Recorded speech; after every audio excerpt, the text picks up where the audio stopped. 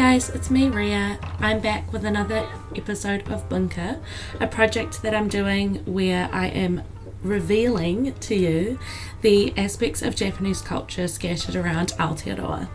So today's episode is going to be about Japanese gardens, and luckily in New Zealand there are actually a lot of Japanese gardens around the country which you can visit to get that slice of Japanese environment. And you may have already noticed some of these gardens here and there, and the reason that they exist is because of a system in Aotearoa where our cities often have Japanese sister cities. Now there's more information on these sister city relations on the Ministry of Foreign Affairs and Trade website, which is easily accessible to anyone to read, but I'll give you a wee rundown. So New Zealand has over 40 sister city links to Japan, and these are located all throughout both countries. The oldest of these links is between Christchurch and Kurashiki, which was established in 1973. And New Zealand actually has more local government affiliations with Japan than with any other country. These relationships are founded on agreements between our government in New Zealand and Japanese ambassadors. And the relationships promote exchanges of students and culture, and organisations are established both here and in Japan which focus on keeping a solid relationship between the two cities. They also provide people-to-people exchanges, such as working holiday schemes, the New Zealand-Japanese Exchange Program for Academic Research, educational and cultural exchange promoted by the Asia New Zealand Foundation, and programs such as JET for Japanese English teaching, Genesis, the Japan East Asia Network of Exchanges for Student and Youth, and the MEC scholarships, which are Ministry of Education, Culture, Sports, Science and Technology. On a personal note, these relationships between our two governments is what made me able to make this project on Japan's cultural centres in Aotearoa.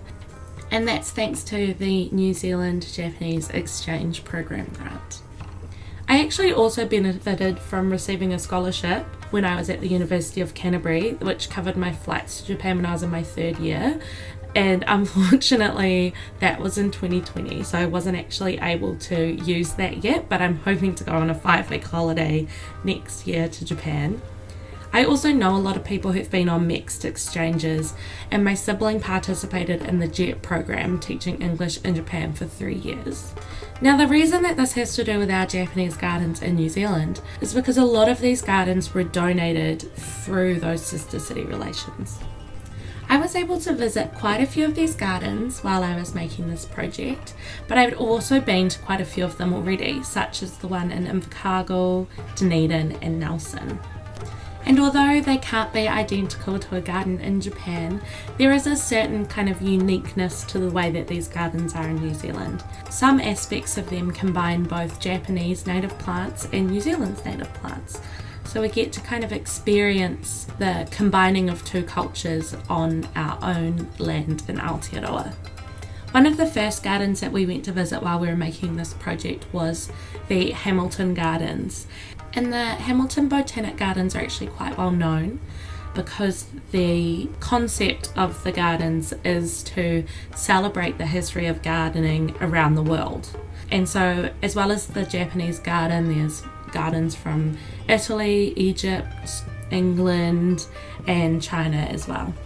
So most of the gardens in New Zealand that are Japanese gardens combine both wet and dry gardens. And this gives a little bit of insight into the different kinds of gardening that there is in Japan, and it also provides that Zen atmosphere and looks at different eras of gardening in Japanese history. One of the great things about what I'm doing here is that I can kind of explain a little bit of the history and a little bit of the why behind how these gardens look and why they provide that historic insight into Japan's culture. So I'm going to give you a wee bit of a rundown of Japanese gardening, and it might allow you to understand the gardens themselves a little bit more if you choose to visit them. So gardening in Japan is thought of as an art form. And each type of traditional Japanese garden has their own style and their own design. Within Japanese gardens, you often see a combination of evergreen plants with plants that are quite seasonal. this gives more variation between the 4 seasons. And just like Japan, New Zealand is one of those countries that does have 4 distinct seasons instead of 2. And so we get the autumn golden tones, and we get the floral sakura and things like that throughout the year. Now, if you go to Hamilton, as I did when I was creating this project, you'll notice that there are a lot of similarities between the Chinese garden and the Japanese garden. And that's because, like many aspects of Japanese culture, there is ancient Chinese style and symbolism that got incorporated into Japanese culture as well. One of the things that's in the forefront of the mind when creating a garden like this is beauty and nature. And that kind of ties back into Shinto and Buddhist religion, where natural beings and natural things are represented as sacred and beautiful. And so these kinds of things get incorporated into the design of a Japanese garden. And as you may have noticed, in a lot of Japanese gardens is sand and gravel, and these elements actually symbolize water, and the raking of the stones or the sand is symbolic of the movement of the water. And then with those large rocks that tend to sit amongst the gravel and the stones, those are representative of mountains. And if you look back at some of the old Chinese and Japanese paintings, they often have these elements of trees, rocks and water, whether it be a lake or a waterfall. And this is partially why these representations were brought into the garden form. Because of the idea of it being like an art form, the representation translates through so that you've got that kind of piece of art within your own environment, your own house, or the garden of a temple, for example. So as I said, I brought up Shinto and Buddhism, the religions in Japan, and these religious aspects are thought to have been quite influential on early garden design, and that really comes back to that significance of nature, which is prevalent in Shinto religion. Definitely no expert on a Japanese garden, and I don't claim to be, but I did do a bit of research just to give some very basic outlines of why the design is what it is. Japanese gardening is very simple, minimalistic and restrictive, and they tend to be in quite compact spaces. They were made as a place of contemplation of existence, and this in itself really links back to Buddhism as well, and that kind of reflective nature of existing and being present and in the moment. So it says that the earliest influence on Japanese gardens was related to Shintoism, and that there were pebbled areas that were used for ceremonies and honouring deities or kami. And these were held in those pebbled lots or gravelled courtyards that you'd sometimes see at a Shinto shrine. But again, it was that Chinese and Buddhist influence around the 7th century that really brought more of a formal design to the gardening in Japan. A big influence that came over from China was gardens which included ponds and water features, and along with this there would be rock groupings and rocks within the water that create kind of mounds and islands. Around the same time, there was a link between gardens and aristocratic society. So the large, lavish gardening was linked to nobility and the upper class, who were much wealthier than everybody else. And then in the Heian period, there was limited contact with China, which allowed garden design to evolve into more Japanese aesthetic. And this meant that there was more Japanese components and nature involved. Often the formation of some of the elements in gardens actually represent parts of literature or symbolic places in Japan, and these could either be formed by, the shape of a rock or the way in which rocks were arranged as well. And then during the 11th century, which was still in the Heian period, the oldest book on Japanese garden was written, called the Sakuteiki, and it gave insight into these aristocratic elements to gardening in Japan. Then going into the Kamakura period, there was the rise of samurai and the rise of Buddhism. And the principles of Buddhism were guiding principles for warriors and samurai, but also for monks and Buddhist people. Gardens then took on this meaning of having Zen atmosphere and value, and they became these locations for contemplation and profound thinking. They were definitely used during this time as an environment in which you can reflect and meditate, as opposed to the aristocratic opulence of the Heian period. During the Kamakura period and the Zen philosophies of simplistic lifestyle and austerity, there was a shift in the way that gardens were treated. Instead of a place for aristocrats to play and enjoy being upperclassmen, it became a place that was sacred and important for contemplation. And then in the Muromachi period, when the power dynamic shifted and the control of Japan again, the idea of a Zen garden started to fade away, and there was a return to Japanese art and culture. And so there became kind of a joining of the Zen and the Heian period gardens, which revolved around things such as tea ceremony and moon viewing as well. Tea ceremony obviously had quite a large influence because of the way in which the tea house was actually situated within that kind of garden environment as well.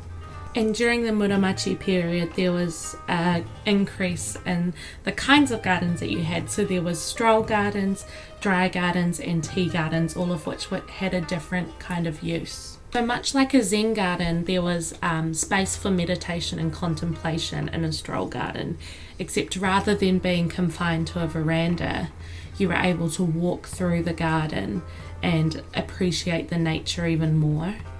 And then there's a kind of garden that most people know quite well in relation to Japan, which is the dry garden. And these essentially were the gardens with the gravel or rocks or sand on the ground. And a lot of people who visit Japan, they often visit one of the well-known dry gardens, the Ryoanji and the Daisenen, which are some of the best representations of this kind of garden. And I think that a dry garden really gives that representation of the Japanese garden as a piece of art, because of the way that the gravel and the sand is raked in ripples to represent water. It really looks like there's just a painting on the ground. And again, like I said, those rocks that kind of have moss around the base and protrude out of the gravel, those are representative of those Chinese mountains and that symbolism that got brought through from Chinese history. And although these gardens really were developed in the Heian period, they really thrived and changed during the Muromachi period. As Buddhism grew as a tradition, these gardens really took on new forms, especially if they were linked to temples. And then we also had the tea gardens, which grew in popularity because of the increase of tea ceremony in Japanese culture. And tea gardens, or roji, would be involved in the tea ceremony rituals as well. The garden is what you walk through before you go into a tea ceremony. And there are aspects of these gardens which encouraged leaving the outside world behind and becoming present in the moment of the tea ceremony.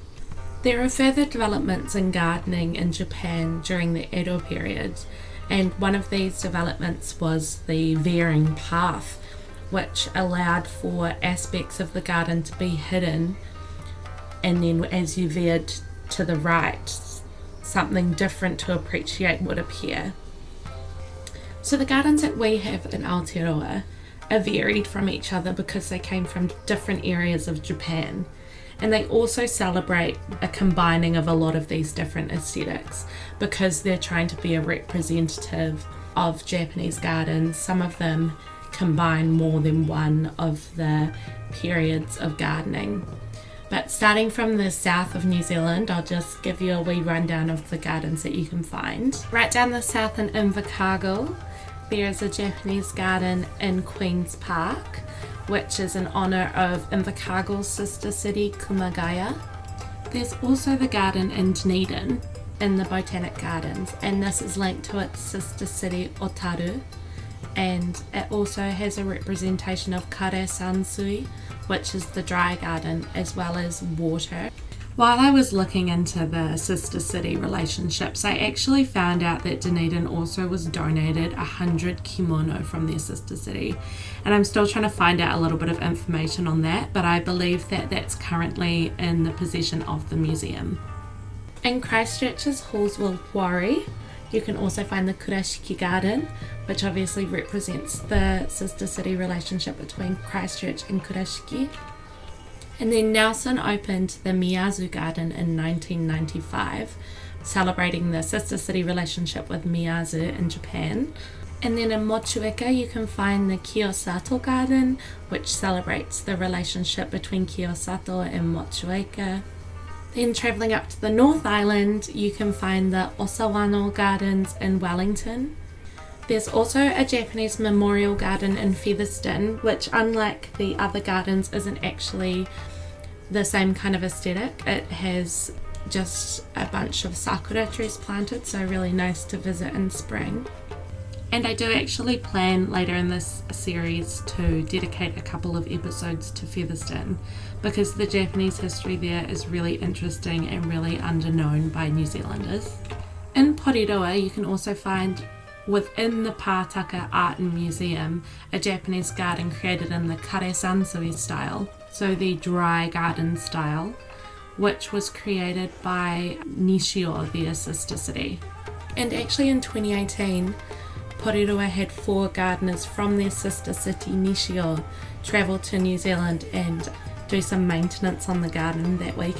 And then in Wanganui's Basin Botanic Gardens, which is just outside of the city, there is a Japanese tea house there which has a small kare sansui garden around it as well, and quite a lot of beautiful bamboo. Now another garden that I'd recommend trying to visit but that I wasn't able to at the time is around a Japanese tea house in New Plymouth. And during the Taranaki Garden Festival they actually hold tea ceremonies there which you can visit. Then in the small town of Te Kuiti in the Waitomo district, there's a garden that was built by the Tatsuno Town Council, which is actually really beautiful and in quite a small town, so I was quite surprised. Obviously then there's the garden in Hamilton, which is in the Botanic Gardens, and I really recommend going to this one because a lot of the other gardens within the Hamilton Gardens are also really fun to visit. In Auckland, there's the Fukuoka Garden, which is obviously in recognition of the sister city relationship between Auckland and Fukuoka. And the original garden was actually built in Auckland Zoo in 1989, and it was relocated to Western Springs when the zoo went through an expansion. But yeah, those are all the Japanese gardens that I was able to find during my research for this episode.